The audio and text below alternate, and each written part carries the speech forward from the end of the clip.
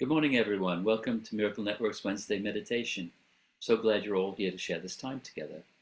This week we have Nick Arandes, who will lead us in meditation. Then we have 20 minutes of silence. After that, we're going to open it up for sharing, and we end at 10:45. Over to you, Nick. Okay, welcome everybody. And thank you for this opportunity to remember. That's what I like to say. Reminding the nature of our beingness, or call it love, essence. And I would like to start with a quote from A Course in Miracles, because that's going to be the basis of the meditation. And the quote is from chapter 28, section 1, paragraph 11, and it's the first sentence that states, "The miracle comes quietly into the mind that stops an instant and is still." So what we're going to do today is we're going to literally have the experience of that stillness that we're talking about, which is the absence of noise, but not the noise that we may think. And so what I'm going to do is I'm going to invite you to close your eyes if you feel like. It's not necessary, but I think it's a really good way of not being distracted by the sensory perception. Now take a relaxed breath. And I'm going to be guiding you through this, because that's basically a permanent state of meditation. Okay. So relaxed. Thoughts may be appearing in the mind. Sensations may be taking place or appearing. Sounds may be heard. In this particular case, will be the sound of my voice. I'm going to ask you a question. And the question that I'm going to ask you is, what is happening right now? And I want you to ponder on it. And here's the reason why. What is happening right now is that you are being present. Not you as a person. Pay close attention. I'm just talking about being.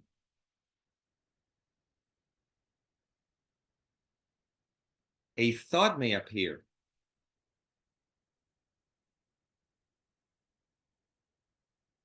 That is going to try to play the role of distraction.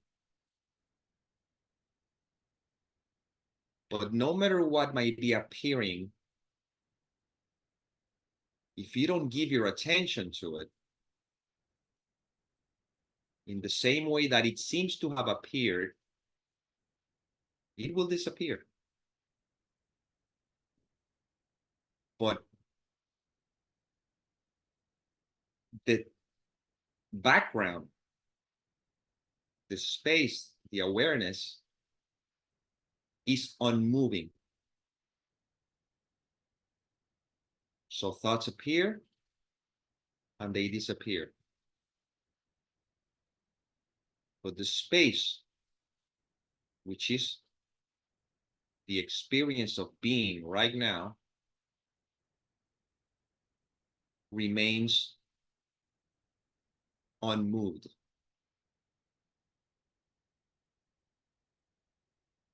When we have our senses, or identified with our sensory perception, sounds appear, sensations appear, thoughts appear. And the only thing that gives the seeming power for them to have an effect on us is when the mind identifies with them, overlooking what is actually happening, which is the space we are in right now, which is permanent.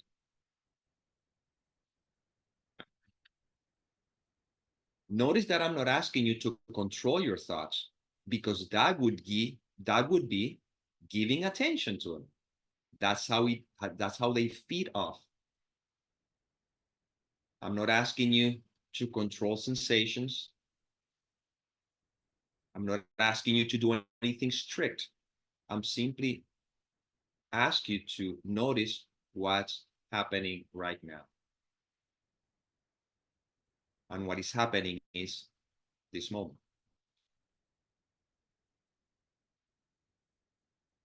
Now, I'm going to use logic in order for you to see if you can grasp where this is pointing to. Pay close attention. This is going to get very interesting.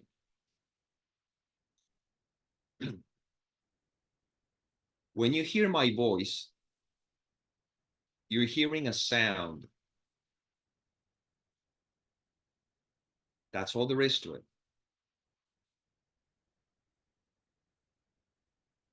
What the mind does is that it listens to that sound and it needs to evaluate what it is so that it can feel safe, comfortable. So the first evaluation that it does is when it hears this sound, it says, in this particular scenario, this is the voice from a man, from a person, in this case called Nick. You see? He's evaluating that. And because he makes that evaluation, it says, oh, okay, I'm fine. I'm okay. Because I understand what that voice is. I can put a label to it.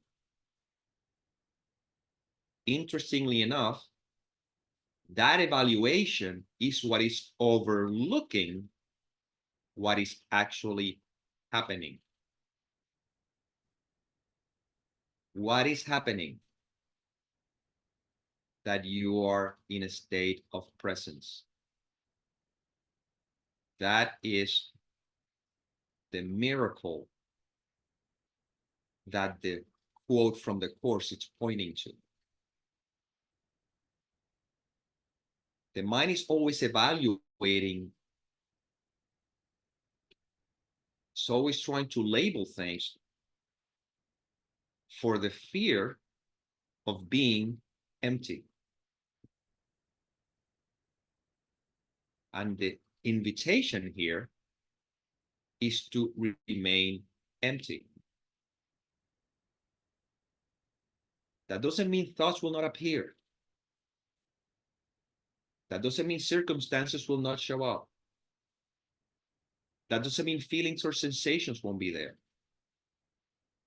But if you're comfortable enough to just be, which is how the thought system of the ego, which is this identity, is undone, you see? If I can remain comfortable there, then no circumstances, no sensations, no thoughts can have an effect on my peace, meaning on my beingness.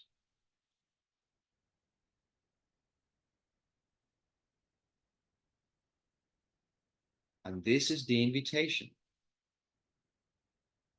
This is what Jesus keeps telling us all the time throughout the Course in Miracles. If you're willing to renounce to be the guardian of your thought system and offer it to me, I will correct it very gently and lead you back to God. That's from chapter 4. What is it telling me? If I am willing to be empty of all my interpretations, the correction will be done through us. We don't have to worry about the correction. We don't have to control our thoughts. We don't have to try to control our sensations. We don't need to do anything. Like it says from the Course in Miracles, I need do nothing, which has nothing to do with an individual doing or not doing. Not to be misunderstood by thinking that, oh, me, I don't have to do anything. In the world of appearances, we will find ourselves doing things. Right now, I find myself speaking. Right now, you find yourself listening. But the doing that the course referring to, according to my understanding, is the judgments, the interpretations. I need do nothing. Let's go back to chapter 14. When the peace is disturbed in any way, shape, or form, just simply say this: I do not know the meaning of anything, including this. Therefore, I do not know how to respond to it, and I will not allow my past to be the light to guide me now. In other words, I will not allow my judgments, my interpretations to be the light to guide me now. And how can I allow the Holy Spirit thought system, or whatever you want to call it, to take over when I am willing to withdraw the meaning from everything, which implies resting in the space, which is the invitation, which again, that space in the one you're resting right now. When I ask you what's happening right now, it's a trick question because you think that I'm actually asking you a question so you can give me an answer. I'm pointing you to notice that what is happening right now is beingness. That's all. And that's the permanent space in which you are resting all the time, except when it's overlooked or overshadowed by our interpretations, our meanings. Why do you think first lessons of A Course in Miracles, nothing means anything? And if you pay attention, every single lesson from the first one to the 360 are pointing to nothing means anything. It's just that the ego thought system, the psychological identity is so complicated, it seems to use language to look all different angles to eventually boil down to nothing means anything. When that comes, when that is integrated, you come to a powerful realization, which is I am always reacting to my meaning. I'm never reacting to sensations. I'm never reacting to thoughts. I'm never reacting to circumstances. I'm always reacting to my own interpretation. And that's why the miracle establishes that you just simply be still. The whole forgiveness, according to the Course, forgiveness does absolutely nothing. It simply observes and judges not. So I ask you the question again, what is happening right now? And in the end, the answer is there's no answer to that because life is, this is. That's the holy instant. The holy instant is not a mind that is trying to be present in the moment. The holy instance is the absence of judgment, the absence of personal interpretation. And the mind may ask, and then how do I move in this world? That is not your concern, because when the mind is absent of judgment, movement happens through you. The difference is that movement that is not filtered through the mind of fear, it's what is referred to as spontaneous right action. Movement filtered through the mind of fear, on the other hand, it's what it leads to suffering. But everything is being done through us when we just surrender our thought system to a higher power, which the Course refers to as true authority. And that's why it's simple. We're always oscillating between presence and interpretations, hanging on to a thought, to a belief system, to anything. The invitation here is to be, and that's all. And now the remaining of this meditation will be just that. Be. Let thoughts appear if they have to, not a problem. Just don't identify with. Let feelings and sensation appear, not a problem. Don't identify with. Don't project an idea, a meaning. What does it mean? What could happen to me? No, there's nothing. Just be, just be. And that is the peace that passes all understanding. Because even in the world of appearances, things may be changing. Things may go in ways that most people judge them, you see, meaning to judge them as negative or not be, not the way they wish they were. If you withdraw the judgment from it, you're resting in the space in what you are all the time, which never changes, is unchanging. So let's now enjoy and delight ourselves in beingness, which is not going to last only the few minutes remaining on this meditation. It's going to last forever because it's your natural state. And now we're just paying attention how easily, just by habit, that's all, the mind wants to engage in the thoughts and the feelings and all this stuff. And what do? Very simple. Just go back to presence. Just being able to look, being able to feel, to hear without any judgments, without any meanings. And life simply is. And that's what you are. So let's rest in this space for the remaining of our time here together.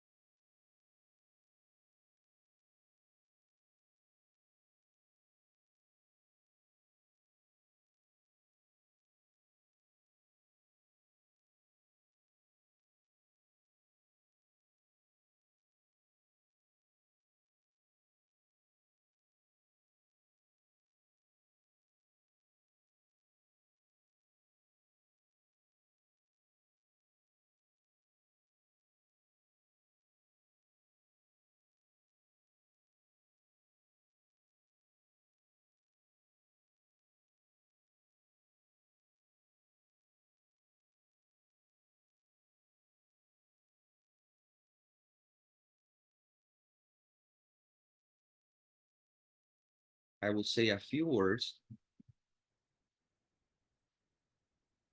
because as I was sharing and I opened my eyes to mute myself off, I noticed that the microphone was muted. So I'm not sure if you got to listen anything that I said. I muted you, Nick. Oh, thank you. So you heard everything then. Cool. Then let's remain in this space like I shared before.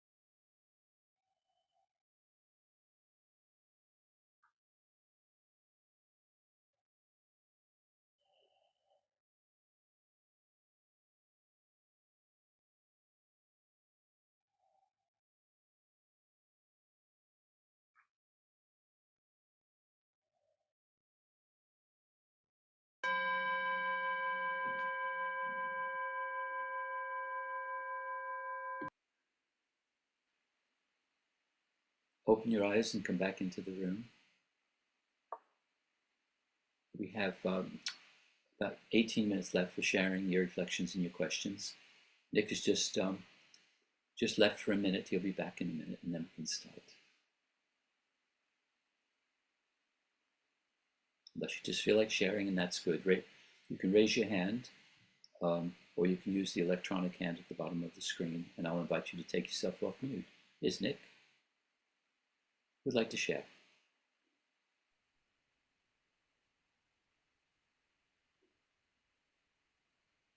Teresa.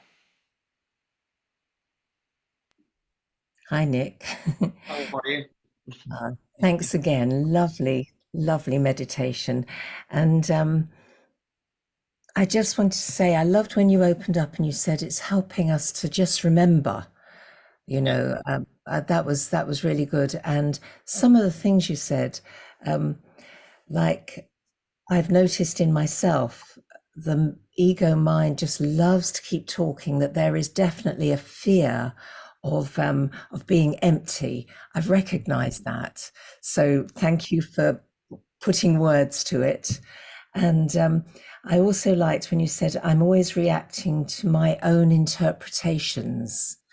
Walking down the street yesterday, I don't know if it was a motorbike with a very loud, they've got these big loud sounds, sounded like a gun, to be honest, and all the birds flew and my whole body reaction was like instant. Anyway, it was nothing really. So, but my interpretation of it was strong, physical interpretation. And I also loved when you said the holy instant is the absence of judgment, any judgments, and that is so peaceful. Don't go there very often, but it's nice. So thank you very much. Oh, you're welcome. Let me share a couple of things according to your comment, because it looked pretty good to just to maybe clarify something. I'm going to ask you a question, and the question is, what is the fear that you have of being empty? What do you think it would happen? I wouldn't exist. My personality, my ego, I just would gone. So I think. if your ego would be gone, why would you be afraid of it? Wouldn't you want that to be gone? Yeah. So then let's go a little deeper. Why are you afraid of being empty?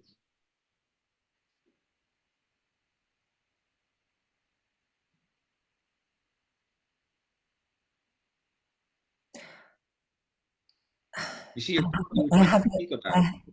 Huh? You're trying to think about it. The mind is trying to protect from the answer. The answer is very simple, because you're afraid to die. Mm. You see, the ego thought system is the identification with the individual. You see? So we all have the same fear. The fear of dying, because we believe we're an individual. And that belief is a thought. You see? So the emptiness that we're referring to here really is the openness, the opportunity to just be, so that you can have the direct experience of the peace that you're resting in right now, which have nothing to do with a person. You see? But because the mind is identified with my sense of individual, of who I think I am, you see, it's superimposed on it all sorts of concepts and everything, So the invitation here, if you realize, is just to be, which you are being right now. You cannot not be. Now, what we're paying attention is to what I've been overimposing on that thing, on the beingness, you see? Now, another thing that I would like to point out is that, to make sure that we're clear about what judgment we're talking about, when the judgment I'm referring to here is condemnation. Because the human experience, you cannot function without judging. I have to make judgment, meaning I have to label things. I have to make interpretations to function here. You see, if I don't judge this a mobile phone, then if you says, hey, Nick, give me this particular thing, you have to label it something. There's no problem with that. If on the other hand, you feel anger because give me the damn phone, I'll give you a perfect example, which has just happened today. When I opened my eyes, I noticed that the microphone was off. You see, that was just what happened. But it's because after I finished the meditation, well, Dan muted me. Well, the mind could have gone easily, and I spent all this time talking and saying all the things, all these wonderful things, and now nobody heard anything. You see, that would have been a judgment that is charged with condemnation. But in reality, when I am open to the Holy Spirit thought system, the first things that I remember is that this is not who I am. There's no one out there. Nothing is happening. So what difference does it make if the microphone is on or off? Only when I believe I'm a person and I believe that anything that I'm doing is important or whatever the case may be, then things like that can trigger you. You see?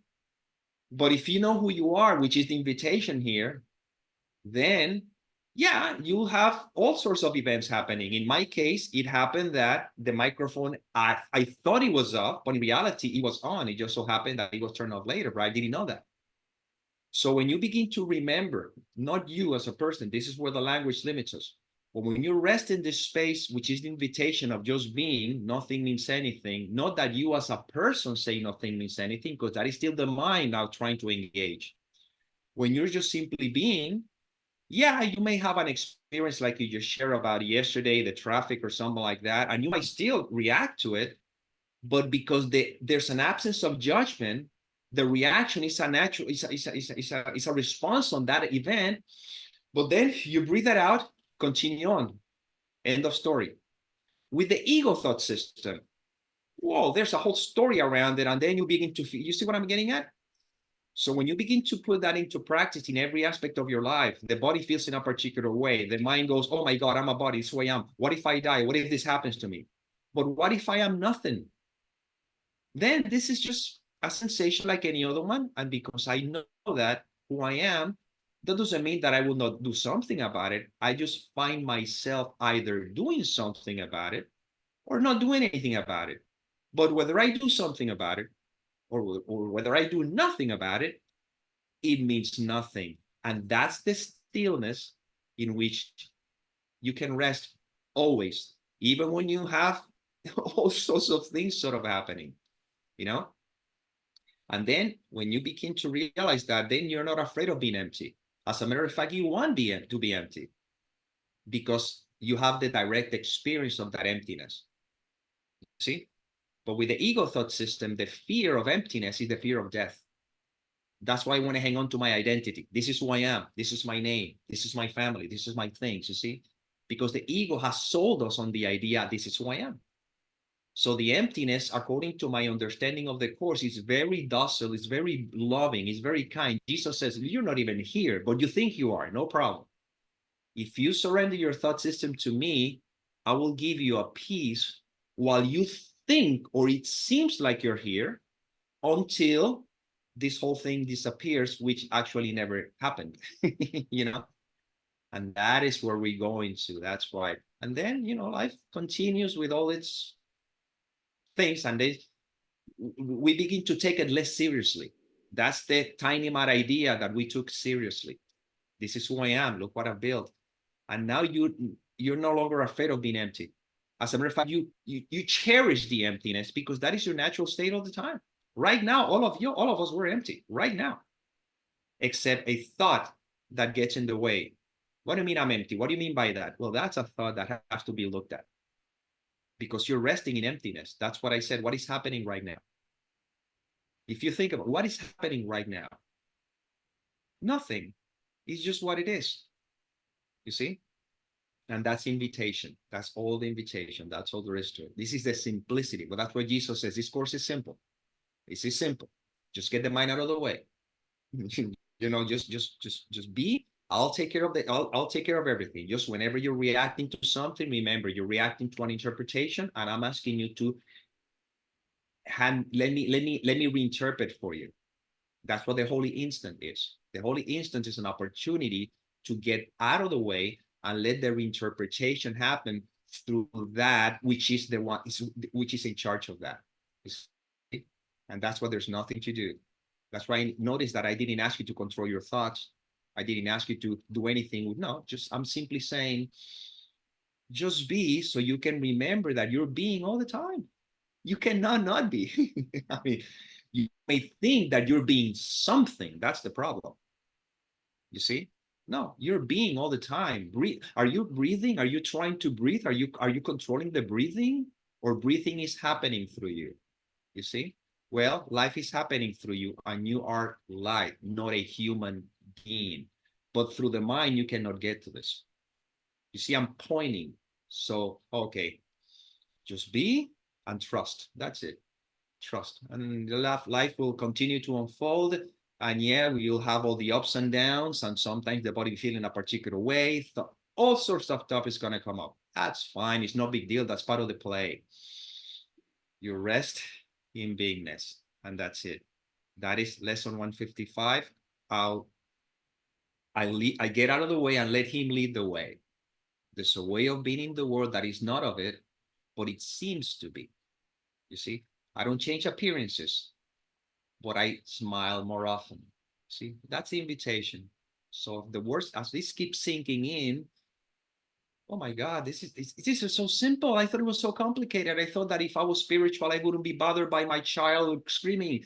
And if I was spiritual, I would not be affected by, no, all this stuff is part of the human experience, but that's not who you are. You see? And then that is the rest in peace. That is an invitation while the human experience may still appear to be taking place. You see? And that's it. That was the invitation. That's the pointing. So, you know, it's just thought that wanted to share that. Who'd like to share?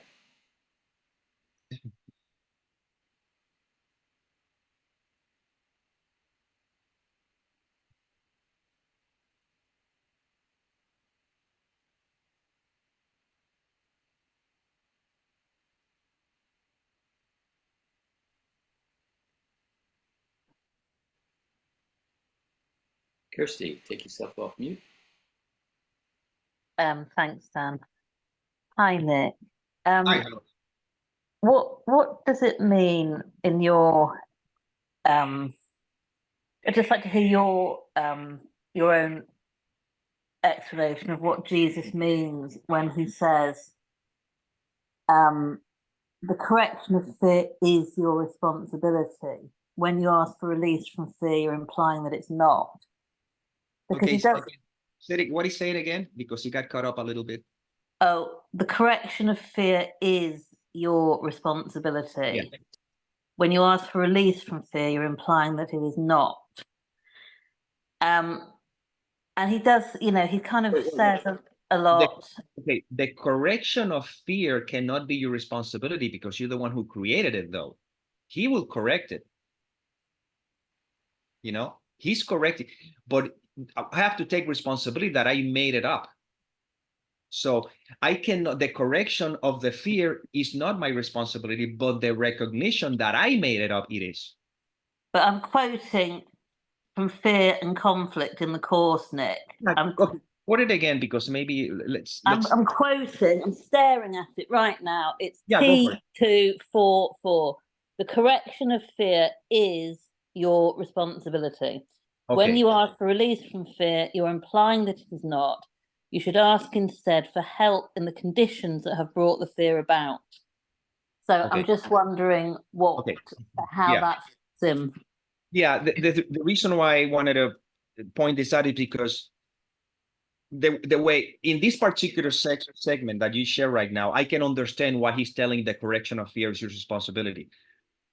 Because what happens is that the only one that can do the correction is the Holy Spirit. But in this context, I see what you're pointing to. So here's what you have to remember. The course is not talking to me as a person. I am a projection. I cannot correct anything. I don't even have control of what I'm thinking. I have no control of anything here. You see, the Course in Miracles is talking to the mind that is dreaming the dream. That's very important, because if we don't remember that, if we just lose that, overlook that, then we're going to go crazy trying to correct things. I don't have to correct anything. Life, this is what seems to be happening, a dream that is being done a long time ago. However, within what you're talking about, I, as the mind, you see, is the one who creates the fear. So I have the power to choose a thought system or a corrected thought system, And in this case, you know what? I would have to read. Tell me where is it located. The reason being is because I'm going by memory, and sometimes the language of the course, if I'm not reading it, what's it called? The Shakespearean language or something, these double negative or triple negatives, I just want to read it, I have it in front of me. So where is it located? Tell me where it is. Tell me the chapter and everything.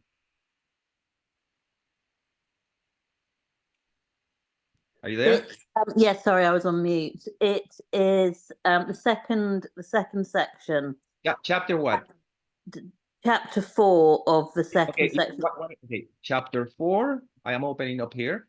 No, sorry, it's chapter 2, and it's section 4, fear and conflict. Okay, let me go back. I gotta go step by step. Chapter 2, section what? 4. No, 6. Sorry, V1. That's 6, isn't it? Okay, chapter 2, section 6, which fear and conflict. And paragraph 4, third sentence. Oh no, the first sentence. The correction of fear is your responsibility. Yeah. Okay. The correction of, remember, the course is talking to the mind, not the person. But because the mind believes she's a person, or it's a person, or he's whatever, it seems like he's talking to us, but never lose sight of that, okay? So the correction of fear is your responsibility. Well, of course, if I'm the one who projected the dream, as a mind, well, it's my responsibility to withdraw the attention from it. So in that sense, yes. When you ask for release from fear, you are implying that it is not. See, this freaking thread of language, by the way, that I didn't say the word bad. It just like, it was okay. This double negative it confuses the whole thing, but I'm going to try to feel my way through it. When you ask for release from fear, meaning that if the mind is asking to be released from fear, what I'm implying that it is not. You see, this is way confusing in this language. I get the feeling that what he's pointing to is that it's like when he talks about forgiveness is not necessarily, because if I ask for forgiveness, it implies that there was a judgment, but I was never being judged. So therefore, forgiveness is not necessary. But we believe that there's a judgment in there, so we use that word. So I guess the feeling is trying to say that the moment I begin to ask to release from fear, it's like it's implying that fear does exist. Does that make sense what I'm saying here? So because it implies that it does exist, the asking to release from it is giving reality to the belief that it did happen. See, this is the tricky thing here. So I want to keep reading here, see where it leads to, because this whatever. You should ask instead for help in the conditions that have brought the fear about. In other words, it's like saying you should not ask to be released from fear because you're giving reality to the fear. What you need to ask is, what are the conditions that led to that belief? And the condition could be, well, the belief that I'm a separate individual, the belief that I separate from God. So when that is taken care of, it's like instead of asking the Holy Spirit, release me from this problem when the problem doesn't exist, how better if release me from the belief that I am something who can experience a problem. You see? So it's going to the cause. The course never get to the course is not a course in effects, it's a course in cause. It never put the attention on the details. It's like somebody saying the Holy Spirit, help me release from my financial situation. And the Holy Spirit, wait a minute. I cannot release you from any financial situation because the financial situation is part of a dream. I'm not here to make believe your dream. Let's look at the cost. What is the cost? And then if you go to the cost is not the financial issue. The cost is that you have projected an appearing image that takes the form of a financial issue, and you're believing that you are part of the dream. So if instead of trying to get into the dream and fix, quote unquote, the financial issue, I simply remind you that it's a dream and nothing is happening. Now, you see, now we're not putting the attention on the effects, nor giving reality to something that is an image. And then the cause is that your eyes are closed and you're choosing the mind that is projecting a dream. And the Holy Spirit corrects the mind that is projecting the dream, doesn't go into the dream and fix your financial issue. You see? So that's what it says in here. This is why you feel, okay, in a minute. Let me see. Over here, the preparation. These conditions always entail a willingness to be separate. Okay, you see, that's exactly what it's talking. All that is talking about is that when you're trying to be released from fear, all these conditions simply are entails, Jesus Christ, I lost it in here. Entail a vigilance to be separate. And the Holy Spirit is saying, don't try to get me into your dream, because that is not what is happening. It says, at the level you can help it, you are much too tolerant of mind wandering and are passively condoning your mind's miscreations. You see, we are so used to listening to the content of the mind wandering, and condoning the mind's creation. But the Holy Spirit is trying to withdraw the attention from it, you see? So my understanding on this is basically pointing to the fact that the correction of fear is responsibility, because you have projected that, not you as a person, remember. You've projected that. And if you ask me to release you from fear, you're giving reality to what is not, you see? So why don't you ask instead, what are the conditions that have brought the fear about? And in this case, the condition would be having chosen the ego thought system in the mind. That's the only condition. If the ego thought system in the mind might not have been chosen, then the condition is not there for the projection to take place. But now that the projection seems to take place, the Holy Spirit is going back again to bringing the attention to the cause. And in that case, when you bring the attention to the cause, meaning choosing the mind, choosing the Holy Spirit thought system, which the way we choose the Holy Spirit thought system is by not projecting meaning onto anything, going back to the empty space we're talking about, then the correction takes place. And that's what I was saying at the beginning, that the correction is not the responsibility of the ego thought system, which is the one that projects a dream. If the correction is the Holy Spirit thought system. But in this particular sentence, the correction is talking about is that you chose the ego. So now you have to correct that wrong choice by choosing the Holy Spirit thought system. Okay. Now, did you understand everything I said? Because I know I was trying to go in between leading the lines, and that it is not, or whatever sound kind of threw me off a little. So was I clear what I said or understood, or would be okay? Cool. I just want to make sure, because if there's still doubt or something, we can still play with it a little bit, just wording thing.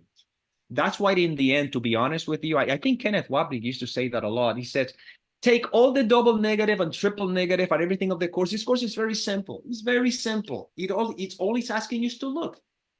That's all. Because the mind get engaged in all those things, and now we're engaged in the mind, Because what does it mean? What does it mean? All the course is telling me, according to my understanding, is Jesus saying, hey, look, if you get so confused about the words, then let's go to Lection 189, paragraph 7.